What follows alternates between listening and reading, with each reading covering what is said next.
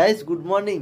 আমি তো চলে আসছিলি কালকের মেদিনীপুরে শ্বশুর দরকে, আর আজকে পালিয়ে যাব।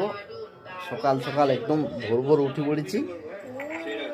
এই যে চা দিচ্ছে, লাল চা গো, সকাল সকাল পাই যাবো না, ওই জন্য। তারপর তোমাকে দেখাইবো বাইরের জিনিসটা। এই যে ঘরের মধ্যে আছি, উনি চাটা খাইলেই তারপর তোমাকে দেখাইবো বাইরেরটা।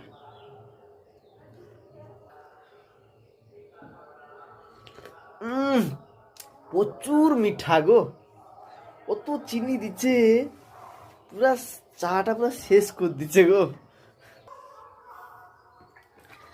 গাইস এ চা খাইতে পারবো নি, এত মিষ্টি, আর এত মিষ্টি আমি পছন্দ করিনি গো।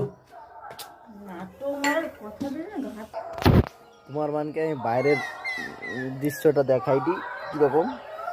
দাঁড়াও গাইস, তোমার মানে দেখো, শুধু গাছে বেল ঝুলছে দেখো গাইস। হ্যালো গাইস, তোমার মানে কিরকম আছে গো? আমি তো মেদিনীপুর চলে আসছি, ভালো আছি।